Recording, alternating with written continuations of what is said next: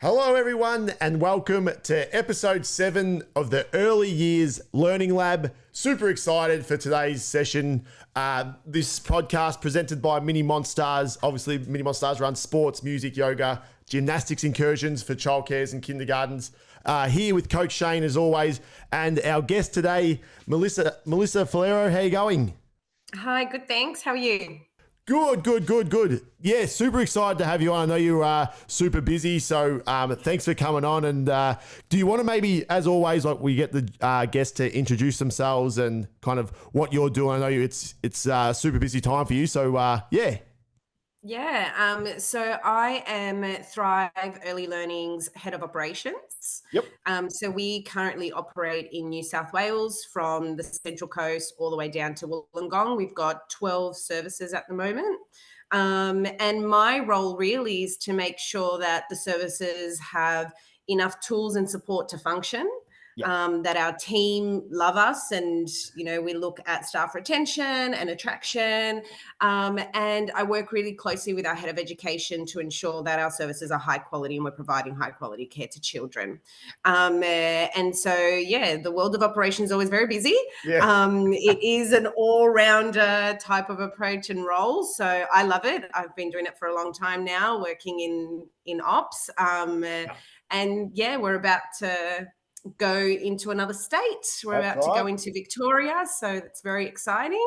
And that just keeps me busy. For sure. I guess maybe even let's touch on the world of the unknown and what feelings you're feeling, and is it excitement, is it nervousness, kind of venturing out of what you knew in New South Wales and moving into Victoria. Like what are those feelings, and how you coping with that? A little bit of nervousness, I think. Yeah. I think we all hear the horror stories of moving into other states before hearing the great stuff. Like, I know that Victoria has a government that has been really advocating for early childhood from the very little that I know. Like, that could just be very surface level information for me. I haven't delved deep in Victorian government, but from what I've seen and what I've seen from colleagues and professionals in our sector, I have seen just a vast amount of support and a lot of conversations around budgets and infiltrating like early childhood into a different space. It's like all the funding, like the kinder funding that they have is very different here in New South Wales. So it will be very interesting to start to get my feet into there. I've got about 3 months before we expect to operate. That's always, a bit of a loose time frame because we never know with the Department of Education what it might take. Yeah. But the bit for me is just a little bit of nervousness and just, but excited. I'm really excited to get out there. We're actually going a bit regional in Victoria. Okay. We're starting. We're not starting. Are you allowed to tell us where it is, or is it? Yeah, we've already announced. So we're out in Warragul. Oh, cool. Yep. Yeah, so it's exciting because I was Googling the other day and it snows in Warragul, and I was like, amazing, like this is awesome. I've never operated a service in the snow, so this is going to be great. Yeah, I think I wonder how often it snows up there. I couldn't think it'd be too much in Warragul, but maybe it's a lot. Who knows? I don't know. There were pictures with snow, and I was like, this is awesome. We did a podcast. One of the first ones. Her name was Donna, and she was from Canada. So she was very. If you need any help how to operate in the snow, she's all over it. But that's great. And I guess what do you know? Obviously, you've obviously like got, as you said, 12 centres in New South Wales.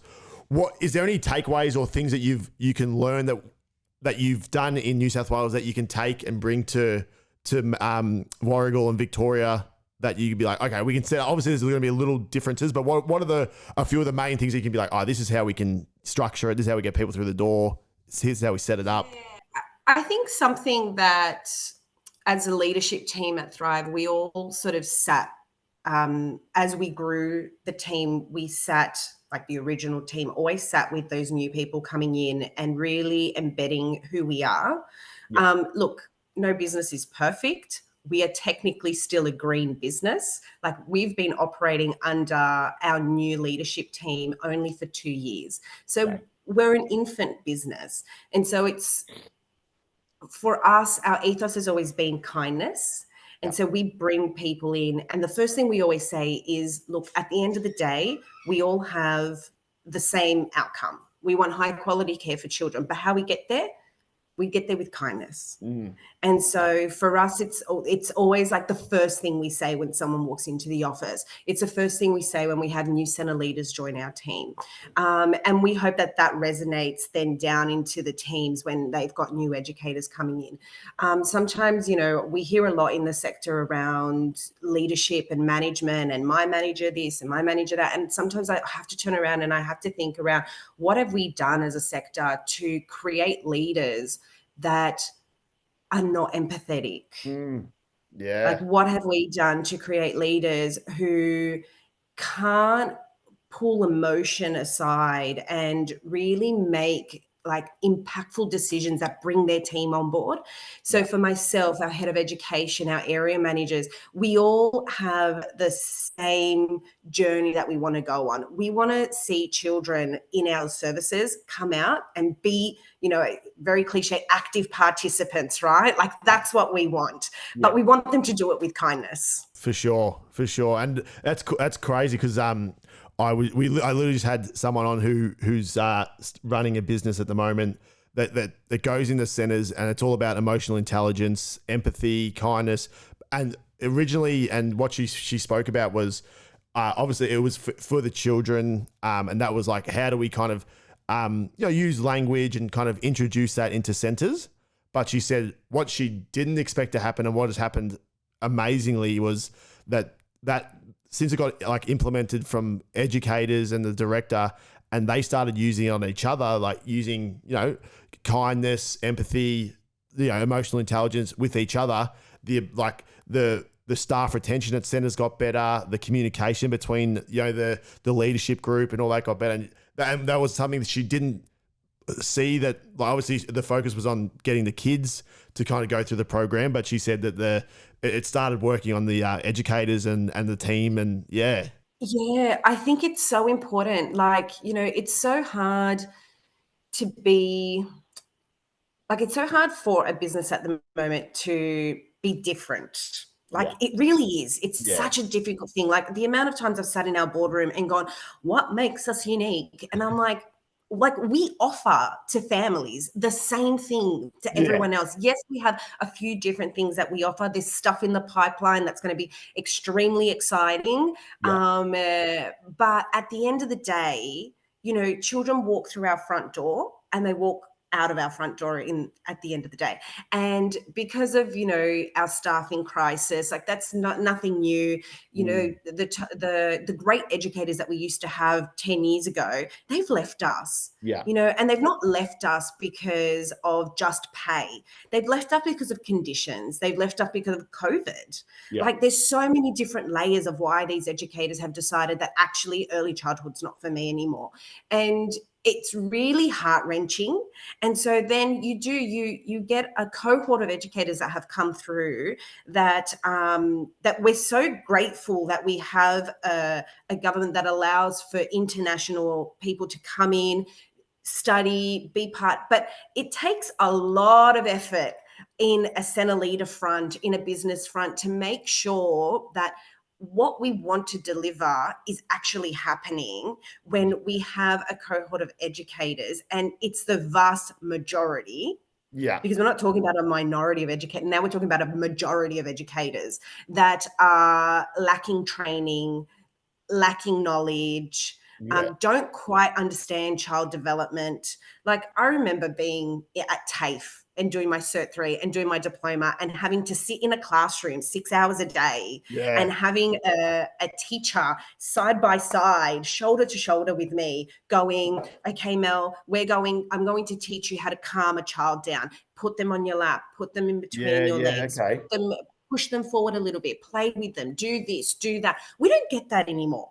Nah. We have TAFEs now that are delivering a diploma online, and their prac videos are through a video. Like they come and they assess prac through a screen like this. And I'm just like, how are these people learning? For sure. It's great. And so then we have a staff retention and a staff attraction piece, right? Who Yeah. are we attracting into our service? And these are the most precious things that we have in this world, like children, like they are the most precious. And so for Thrive, it's just really getting into the roots of it. And like I said, we're not perfect. There's still a lot of things that we're working on, but we're only 2 years old. For sure. Yes, we've had a history prior to that, but Yeah. this particular leadership team, my general manager and I, we've been there for 2 years. Yeah. Okay. Yeah. No, that. We have a long way to go still. Yeah, and it's funny you say that because obviously we're getting people on the podcast now, so I'm kind of getting a more in-depth look of what's been going on. And I spoke to someone who was originally in New Zealand, and she had said that the way that it's set up there, that over 80% of their educators have to either are, I'm not sure if she said have to, or are fully qualified in education. And whereas when she came here, she said it was the complete opposite. So, and she said that was like one of her major adjustments, which is crazy to think that there's such different, like, you know, New Zealand's one thing, and I guess it would be same in Melbourne, Victoria, Brisbane, obviously all that sort of stuff. But it's just kind of, it blew my mind a little bit. I was like, that's crazy. Yeah. I've worked with New Zealand teachers in the past. I've had I have currently someone in my team who has studied in New Zealand. They bring such a different outlook. Yeah. Okay. We have these people exist in Australia that see early childhood the way that New Zealand does. But as a sector, I think our professionals in our sector, and I call them the professionals, and I'm talking about, like, you know, the consultants that we have, that we reach out to. We have some that are, you know, run amazing businesses, other smaller guys that are in and out of smaller providers. I've worked with the most amazing consultant this past year. She was just phenomenal. I learned so much from her. These people are trying to bring the way that early childhood is viewed in New Zealand into Australia. Like, they are trying to do that. And so when you meet a New Zealand trained educator or teacher, it's just like there is this breath of fresh air just hearing them, even just the way they talk about children. Yeah. Like, it's just a breath of fresh air. And it's a different world out there. Yeah. It really is. They do the most amazing things, and it's all about, and because it's so connected to their Indigenous heritage as well, like there's this true authentic connection for them. And so they bring that into their teaching. Yeah. And for us, we're still trying to understand how we do that. Yeah. Authentically, respectfully. Like, sure. we're such an infant sector compared. Like, there's just no comparison at this stage. Yeah. And there's definitely, obviously, I'm sure there's still like a lot of smaller centers and that sort of stuff running, but I feel like there's a change especially from when I went maybe to kinder within the last 20, 30 years, that there's bigger, like some Thrive and that sort of stuff. There's more bigger centers than what there probably used to be, with just like your standalone kinders. It's more big childcares and stuff. So I guess there is a bit of change in the space. So I think and another thing I was thinking about is the outside perspective of how people view childcare and the educators in that, I think, needs to change as well. And that's a talking point for sure. Because if you speak to people, you know, a lot of people would say, you know, they're dropping their kid off, but some would be like, oh, it's just babysitting, or it's just this, it's just that. But that's not what it is. But that's the outside. If you're not in the sector, that's the outside perspective of it. That's right. There's, like, for me, I've always been that there's a power in language first and foremost. Yeah. So when you have an Australian government delivering information to families or to wider Australia, going cheaper childcare instead of, you know, investment in your children or affordable early education and care for your children, and the slogan is cheaper childcare, we've already hit that nail going, not important, right? It doesn't matter what happens in the conversations. You've already standardized who we are and what we do. Yeah. And you want to provide cheaper childcare. I work for a for-profit business. Okay. Yeah. So it's always very hard for me to sit in a space to go, oh, not for profit. What do they do for profit? The big guys, I've worked for the big guys. I've worked for the standalone provider. Yeah. And for me, it's always been an outcome of, I just want great care for children. Yeah. I just want good outcomes. If I can do that in a for-profit space, then I'm already one step ahead. For sure. And when at the moment, our owners at Thrive, hands up, they're fantastic. Yeah. It doesn't matter what we ask for. It doesn't matter what we talk about. Yes, they have a business to run. It needs to be viable. If it's not viable, we can't reinvest. But that's the same in the not-for-profit space, right? If it's not making any money, they can't reinvest. And yes, there's profit margins and we can go down that road. And I know for a lot of people, it triggers, there's a lot of trigger when you talk a for-profit space in early childhood. But for me, there's a space of, if I can get the most out of what I'm given and I ask and I always get a yes, or let's work out how we can do that, then I'm already one step ahead. And, you want to work with people who have the same philosophy. Our owners, they do a lot of work outside of the early childhood space, a lot of charity work. And so for me, I'm they're the type of people that I want to help move their business and help them move their business and be successful in this space, because it goes away from greed. Yeah, for sure. It goes into a space of, they have always wanted to run early childhood services because of how they see the future. Yeah. And I remember sitting my first interview and the CEO said to me, he goes, Mel, we just want to have really good children. And I went, great. That's fantastic. Yeah. Because for me, I was good is great at this stage, because I don't know what your history looks like. So the fact that the first thing that was said was, I just really want to run services that create good children. Yeah. I'm amazing. Let's create a world of kindness. Let's create a world of children having a really strong voice, because that's what good means. It doesn't mean a child that's going to obey and not have any autonomy. No, his way of thinking was, I just want to have kind children out in the world to make this world kinder. Yeah. And that really sits in everything and every decision that they make. Yeah. And that's great, because having people like that who are happy to reinvest in the business, obviously there'd be I could see people's issue if they're just they're making a profit, off you go. But if they're reinvesting, you're running an awesome center, kids are coming out great, educators love being there. Look, I don't see how why there would be an issue if you're the centers that you're providing and the care and nurture that the kids are getting is high quality stuff. Well, that's it. High quality is always multifaceted. It's not just the educators and what they do. It's the environment, it's the investment, it's the resources, it's the community, it's how we work with the community. And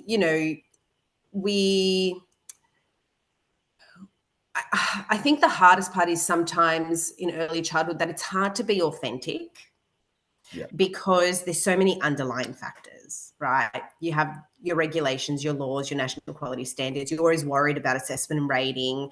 You can go through one assessment and rating in Centre A and it's phenomenal. You do the same thing in Centre B, but because you've had a different authorised officer, you have a different rating. And so it's always multifaceted. But for us, it's just about authenticity. Yeah. If we do something wrong, we own it, we fix it, we move on. Yeah. right? We're not perfect. No. Do I think we've stopped our journey of who we are? No, I think as a brand we're still growing and we're still finding our feet and we're still trying to figure out certain aspects.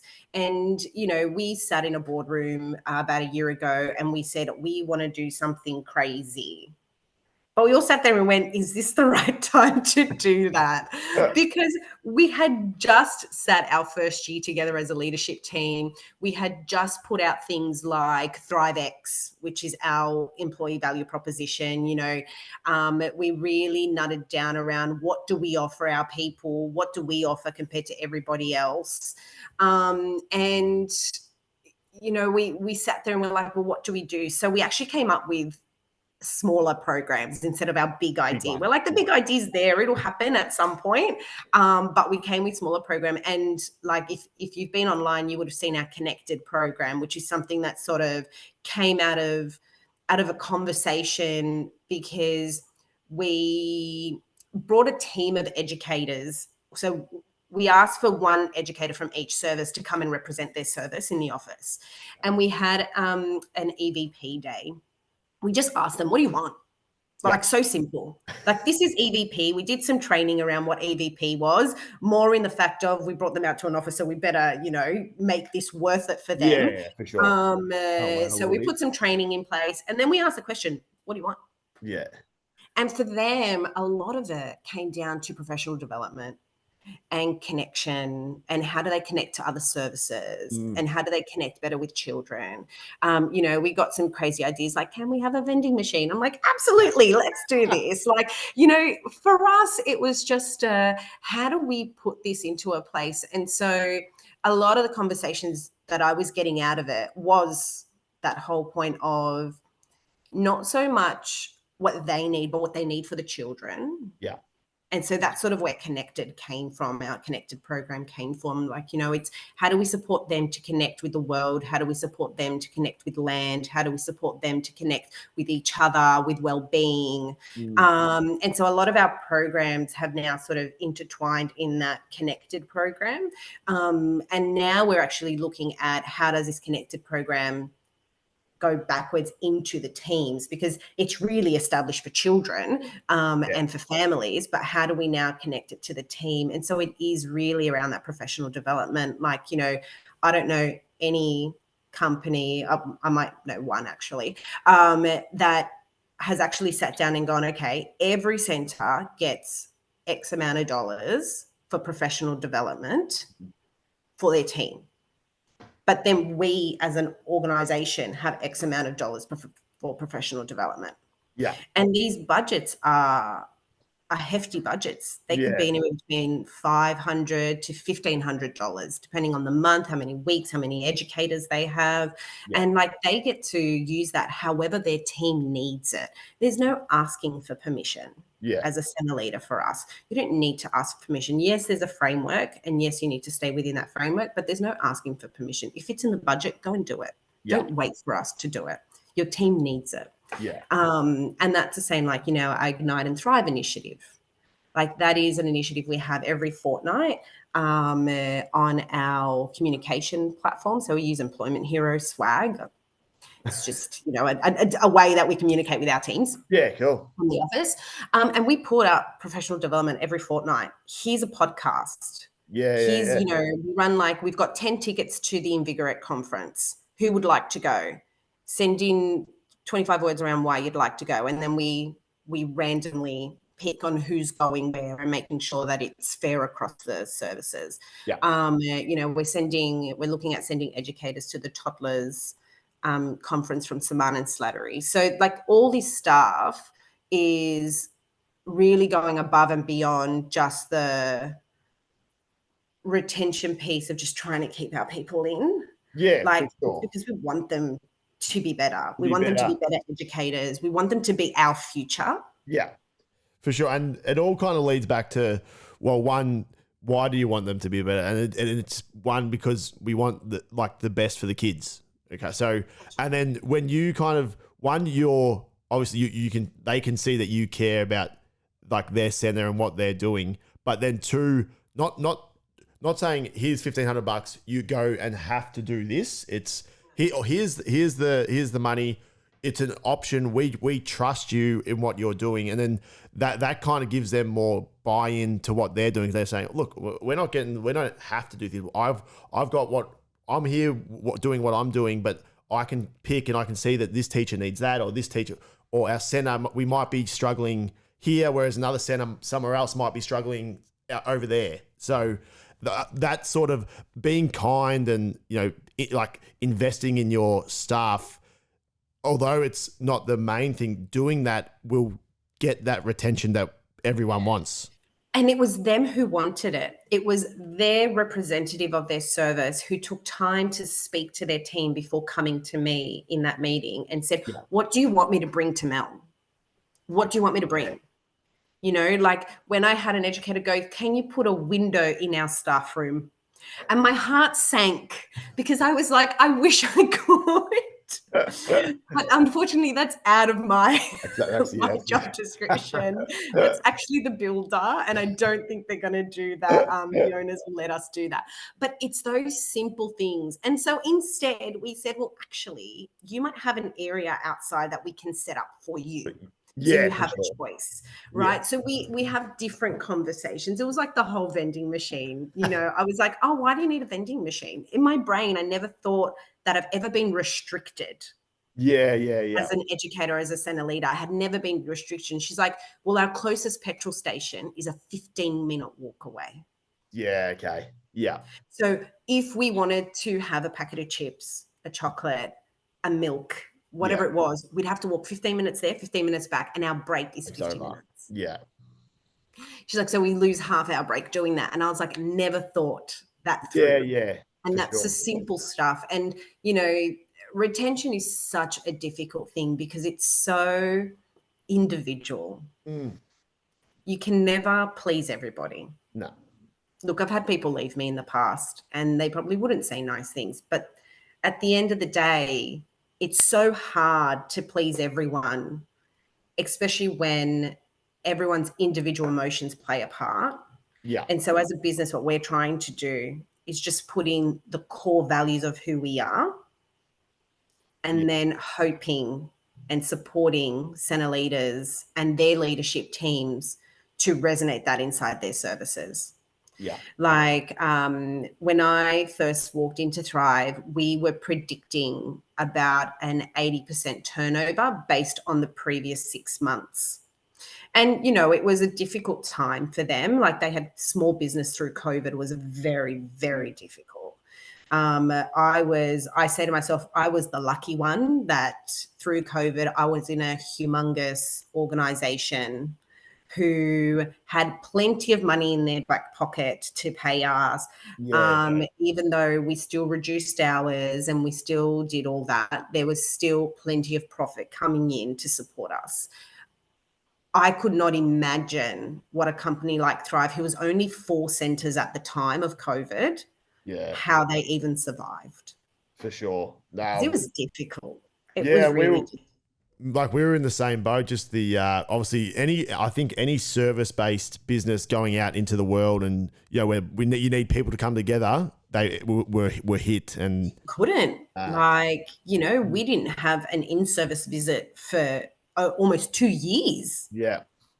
And so I think about the relationship we have with our partner in-service companies. Yeah. And I was like, how did you survive this? Yeah. How are you still standing? Like, I'm sure there would have had to be side jobs and gotten different jobs and things like that. Yeah. We were doing live Zooms, and I was doing fitness videos for kids every morning, just to kind of to get through it yourself, but 2, just to kind of at least hopefully we open back up, just people knew we were still around. That's why we kind of kept doing it, because otherwise, you could build it up, and obviously as a mini monster, as a small, we're growing now, but we were small when it started. Only 10 centers probably knew about us before COVID hit. So if we didn't keep our name out there, we would have. But luckily, things opened up and we got back here. But I can imagine, Thrive would have been the exact same, especially just opening 4 centers and. Well, that's right. They only had their 4, and they opened Blakehurst and Ermington sites at the end of the pandemic. So it was literally like, well, we have no choice. We have to open it. Like, they're ready. Like, we have to open them. Sitting there So ready to go. opening them at the end of the pandemic, when families are like still working from home, there's none of this need for 5 days a week of care. Like, it's difficult. Yeah, It and took us nearly a year to a put lot of both people, like, services in everyone's a still really good nervous place. as well, you know, like, Mm, it's like a yeah, bit of like nervousness yeah, going back out in the world. So yeah, I can yeah, imagine. absolutely. Well, it's good that they especially like got out of it, and obviously the pun intended thriving. Yeah, yeah, they are. They're good. I'm a little biased, obviously, because it's my work, and well, it's our work as a team, and but I always sit there and I sit back and I reflect on what's just happened the last 3 months, the last 6 months, the last 12 months, and there's a little bit of pride there in regards to where we've been able to take it, like the fact that we've doubled the business in 18 months, because we only purchased one service, which was our Rose Hill site, in the first 12 months, and then after that it was like bang bang bang bang bang, Yeah, which is always a bit scary, but I yeah. had the most phenomenal team with me that I couldn't ask for anybody else. And you sit there and you're a little bit proud of everything that you've achieved. And I'm really excited around what's coming. Like, I'm excited to get into Victoria. Like, we're down in Melbourne next week with the head of ed, our area manager, and our approved provider, just to Yeah, go for a cool. little drive around to understand where Warragul actually is. Because you see it on the map and it's like an hour and 40 minutes from the airport. And you're like, Yeah. oh God, this is really regional. Get Like, yourself a coffee for that car ride, I tell you. yeah, and I don't know like what the concept is. Like, here in Sydney, I drive an hour and 20 minutes anywhere I go because Yeah, I live south of Sydney. And so technically I'm not in country Sydney, but I'm close enough. Like, I'm yeah, close enough to Camden and Picton and, out that way. But over there, I'm like, is an hour and 40 minutes too far from the city for someone? Like, what is it? What's too far over there? Like, you never really for know. sure.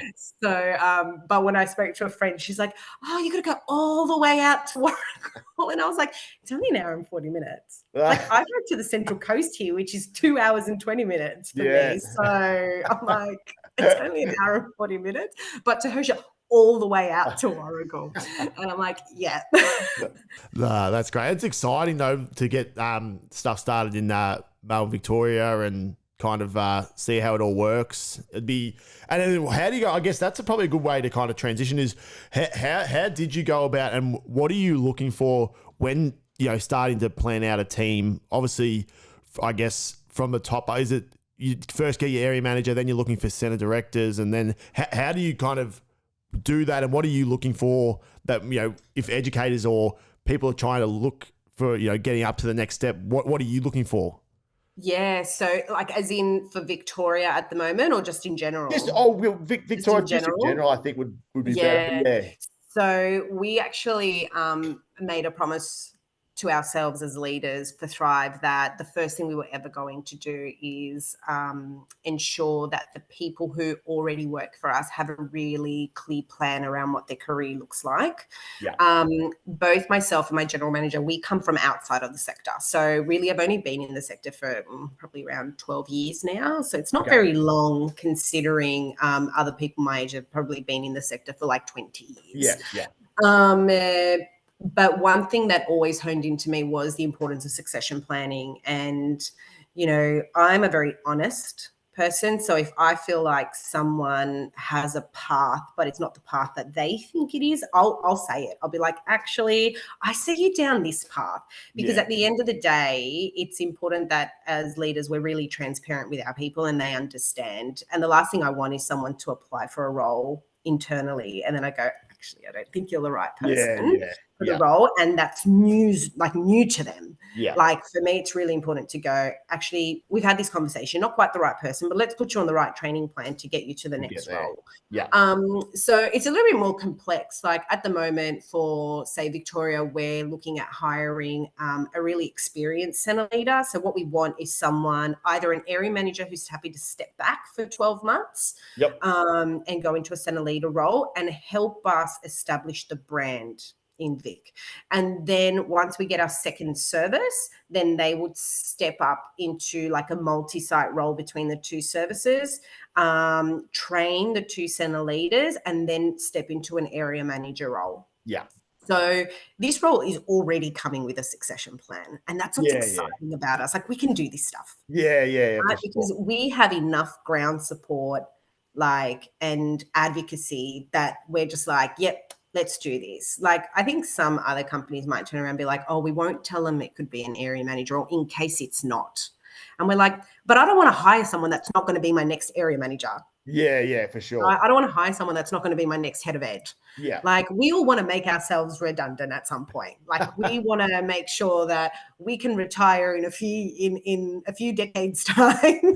And someone comfortably, because all our people are now in leadership roles. Like, that is like the end dream for us. And so when we look at educators and stuff, like, I walked into a business that wasn't very trainee heavy. So they had a lot of certificate threes, working towards the diplomas, but really that unqualified place. And I was like, why don't we have trainees? Yeah. Because these are the people that we're going to grow. If TAFE is not giving us the type of educator that we see as a mold, then let's take them, put them on a traineeship with us, and make them those people. Like, I have some of the most amazing trainees at the moment because of the time and effort that we have put into ensuring that they understand what they're doing. And don't get me wrong, not every educator is perfect, right? But we know that. But how do we as a business put them on the right road to go down that path? And so it's really thinking about, and one of the reasons why we tried to find a full-time head of education, like, Natasha is just this world of knowledge, and it's so exciting to hear her talk to our people. And I'm just like, she just gets it. She's been on the floor before. She gets it. And this knowledge that she has from all her years of experience and study, you're just like, yeah, love it. Like, this is what we need to move forward. And this is what's going to take us away from the rest. We have competitors. We're a business. We always look at our competitors. What are they doing? What are we doing? What can we do better than them? Like, they're the conversations that we have in the background. And it's, and sometimes it's funny because, like, you get so cranky when someone brings something out and you're like, damn it, we were talking about that and we didn't do it first. But at the end of the day, we go back into our little humble selves and we go, actually, we've got a journey, and our journey is to make sure that we've got great people. And to do that, succession planning, it has to, like, they have to know that there's career progression for them. Yeah. I've worked in a business where you couldn't see career progression because there's constantly people outside of the business coming in to leadership roles. And so that stumps you, and you're just like, well, am I ever going to grow? And so that's always really difficult. And, coming from the world of McDonald's, like, you couldn't come from outside of McDonald's into the business. Nah. You had to have worked and done your time and gone up the ladder and trained and studied to be a restaurant manager, to be a general manager, to work in a consultancy position in the head office, to work in the head office. You had to have your time on the ground. Cooking, cleaning, customer service, drive-through. Like, you had to do that. And I think sometimes, the reason that we don't find the leaders inside our business to then run our business is because we actually do nothing with our people in regards to their growth. And so it's, for me, it's like, both my general manager and I, like, he comes from the fitness world, and he's the same. He's worked for a large provider, and, they did the same things. They wanted to grow their personal trainers. They wanted to grow their gym managers and get them into positions because, like, they're your advocates. Like, they are the people who are going to push your brand. And so, that's sort of, I went on a bit of a rant there, but no, that was great. That was a great insight. I think, well, the takeaways there, well, for me, are just, I guess, the importance for, so, because there's a lot of, like, obviously the big companies and stuff, but having the team or the company having those steps for the educators and stuff, so they know there's stuff, because everyone wants to grow, or majority of people want to grow and, do more things and, learn more things. So having that kind of, there's stepping stones for them. It's so important for, I guess that's another one that could bring back to staff retention and stuff, but also just getting someone to improve. It's not just improving themselves, it's improving your centers, which it improves the brand. And, there's like a ripple effect from, placing that on them. That's exactly right. Like, we always talk about, like in early childhood, we discuss a lot around philosophy, right? So at the beginning of every year, most centers will sit with their little team in their first staff meeting, and they'll talk philosophy. And then the year goes on, and what we talked about in January is not quite resonating all the way till October, right? And It's because life it's gets like busy and we stop planning and we're not goal orientated anymore, we're not aspiration orientated anymore. And so there's this part of me that always goes, if we're going to talk philosophy, we have to live and breathe it. Yeah. And so don't make it complicated. Yeah. That's why our philosophy really, yes, we've got a nice, long, beautiful philosophy that talks about Reggio, that talks about Vygotsky, that talks about, who we are, what we want to provide to children, how children, about the environment, like it does all of that. Yeah. Okay. And we live and breathe it. Like we really do. Every time we make a decision, we go back. Does it fit? Is it the right decision? But at the end of the day, we just always go back to all of this is great. But the mission is to get kind children out to the world. Yeah. So let's just focus, because all of this comes with all the different aspects. And that's the same with our people. Like at the end of the day, we want great educators. Like I want to have the next not the next CEO, but a CEO sitting in my team currently. Yeah. Right? Whether it's my trainee in my Coniston site, I have a phenomenal little trainee out there, 18 years old. She's going to be just great. It's always exciting when I meet people, and I have spent a lot of time over the last 4 months at our Coniston site because just like most services, we had a bit of turmoil and we had to go in there and we had to support, we had to really think about what we were doing and if it was of benefit to our people or detriment. Like there was a lot of reflecting in that time around things that had happened. And, I had already met her, but because I'd never really worked so closely with educators, because, I have a team of area managers and then it's me. And so it was really like, I hadn't really spent a lot of time, but because I spent so much time in there, I sat there one day and I was like, oh my gosh, she's going to run this business one day. She's going to run this business one day.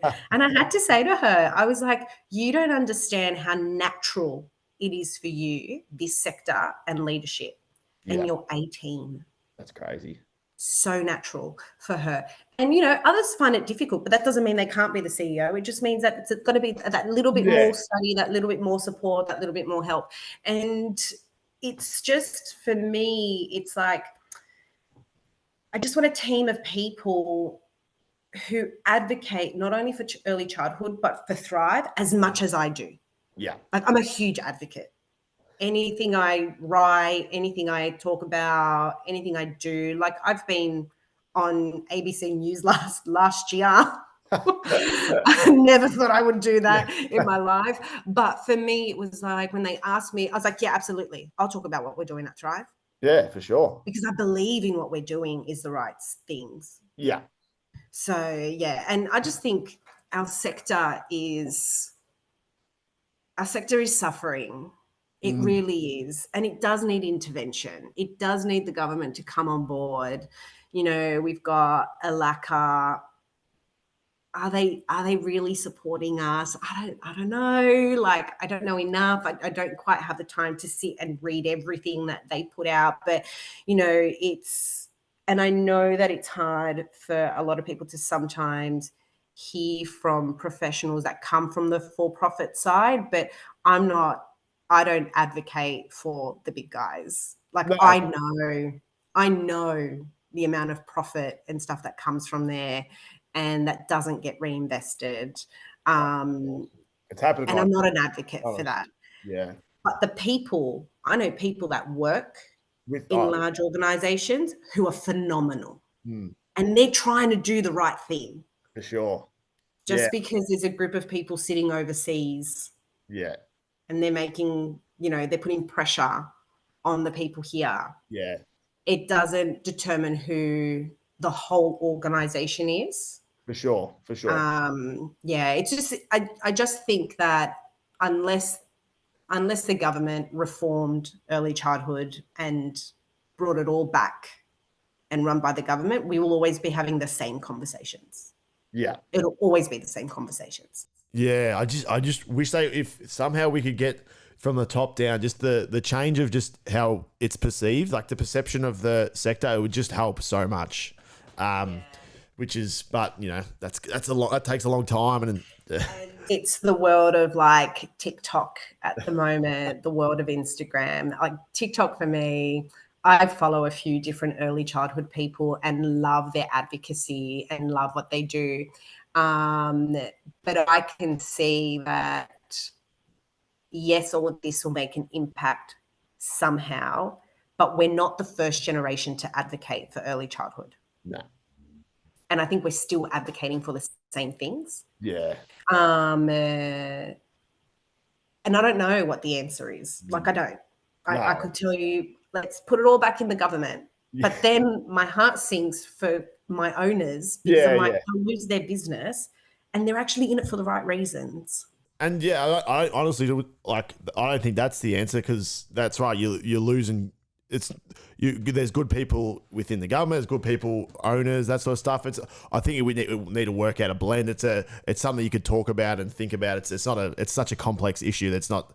It's something you really need to step back and think about. But before we go, I know we've got to probably running out of time. But before we head off, just do you have any last thoughts or anything you wanted to say before we headed off? Either like regarding to what you're doing or little tips or anything that you think might help educators, directors, or just things that you're doing to thrive that you want to kind of get across that might help as well.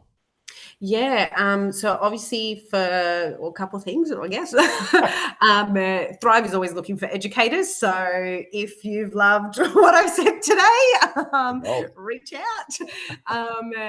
More than likely, you'll also have to have a conversation with me. So, and I love to chat. I guess it's just, we're all in it together. Like, I'm feeling the pressures that my team is feeling. Like, I've been on the floor. I go to see services and go, that's okay, I can do that for you just to make your life a little bit easier. None of us at Thrive are walking around our services going, what's that? What's this? What? Tell me about this. Like, none of us are doing that. We are actually genuinely with our people. Yeah. Like, I love going into my centers and, I've done it with a particular service who had a little 6-week-old bub. And I walked in, I said, I'll give her a cuddle. Yeah. Right. And I sat there on the couch and I gave her a cuddle while the educator could go and change a nappy and do a few other things. I know that's the nice part of the job and I get that, but I would have changed a nappy anyways if I had to. But now watching her almost turn 2. Mm, And you're just like, I've watched that whole journey. yeah. I don't think a lot of senior leadership members can say that. Nah, for sure. And, we never want to lose that touch. And I guess my advice to leaders out there in our sector, it's like, don't forget what we were in here for. Yeah. We all started somewhere. Okay, I started as a center leader. I didn't start as an educator on the floor changing nappies, but I paid my dues those first 3 years. Yeah. I walked into 2 different services in those first 3 years. And the first thing I ever got was, but Mel, how do you do this if you've never been one of us? Yeah. And I said, let me show you. Yeah. And I was on the floor feeding children, supporting them with programming, making sure they got their programming time. Like, I paid my dues to be respected in that space. And, vulnerability, like, is so important. Yeah. I wear my heart on my sleeve. You know what I'm feeling. Yeah.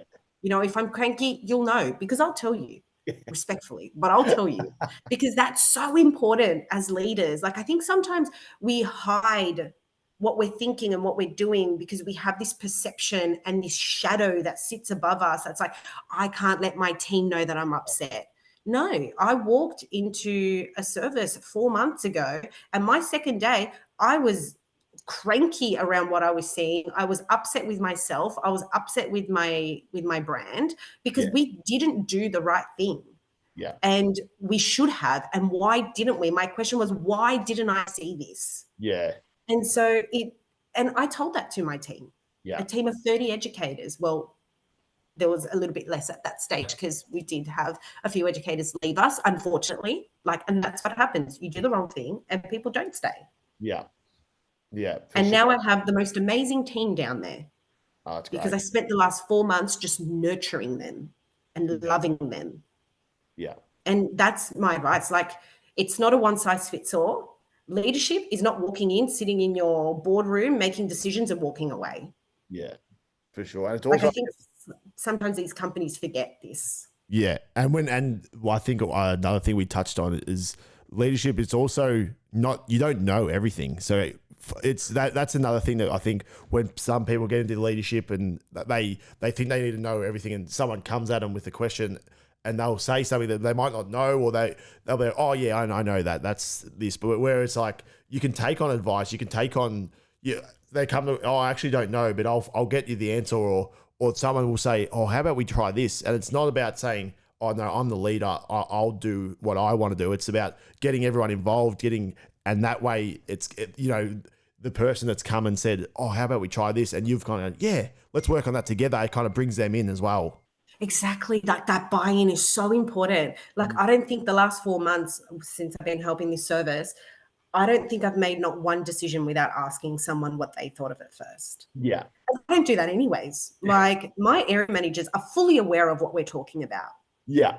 Right? Yeah. There are no secrets for us, because if I need something, I need them.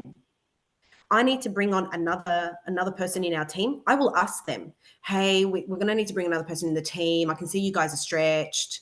How can we rearrange the portfolio so I know who I'm hiring for what area? Yeah. And so we'll all sit there and we will do this exercise together, because I'm not on my own in this. No. I have a team of people, and I think that's why we're so grateful. I'm really grateful for Thrive and what they've been able to bring me as a leader. But I'm also really grateful that I have a team of people that trust. And I think that's the hardest bit, is having a team of people that trust you.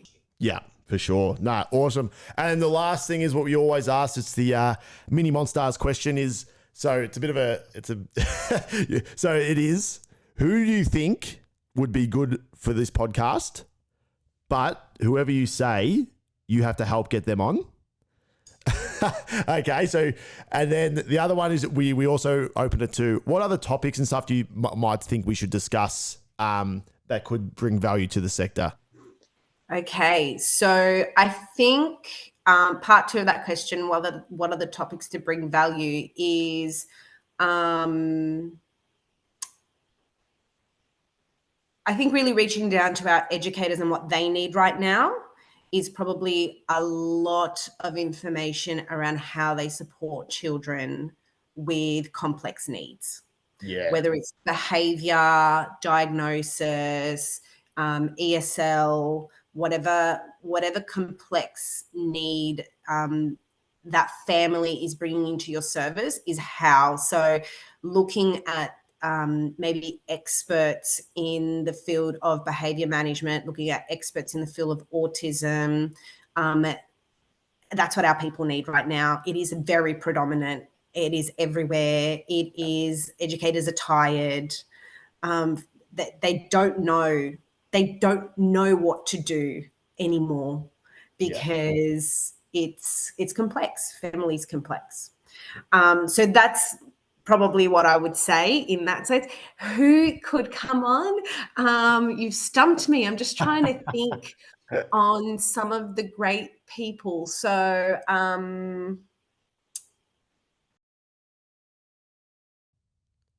it's a tough one. It is a tough one. I often stump people with this question. I've got a couple of people in my brain. So the consultant that I've been working with over this last 12 months, she would be fantastic to discuss things around running, putting systems and processes in place in services to keep children safe. Yeah. Should be great to support that. I have the most amazing teacher in my North Ryde Centre who who's just taken on a casual position with TAFE to teach, which is I'm very proud of her. Even though we lost her 2 days a week, I'm very proud of her. But the turnaround, she's the educational leader in this service, and the turnaround that she has done to inspire a team to go from very structured play to loose parts and open-ended play in 12 months has just watching her do that has been phenomenal. And I reckon that is hearing from someone from the ground. Yeah, right. Like who's in it. And she would be just she's a ball of fun. Great. And she would also be phenomenal. So maybe I will see if I can get her for you. She is just fantastic. That awesome. No, thank you. And once again, thanks so much for coming on. And this is awesome chat, huge insights. And I think it'll get around to, I don't know, it'll resonate with a lot of people, and especially, people, I guess. I think the biggest takeaway, which one we probably haven't spoke about in the pod, is just the, what's happening a little bit higher up and how to, operate and all that. So, thanks so much for coming on. To do another podcast. For sure. So there we have it. Episode 7 of the Early Years Learning Lab. Super episode with Melissa today. As you heard, head of operations at Thrive Early Learning. They're doing some cool things, and a really good takeaway of what's happening, a little bit higher up in these centers, and kind of how they're structuring their programs, their centers, their educators, the professional development that they're putting in. So lots of takeaways. As always, share the pod, share to any educators and directors you think would like this, and shoot me a message on what other topics and what people I should be getting on. So until next time, have a good day.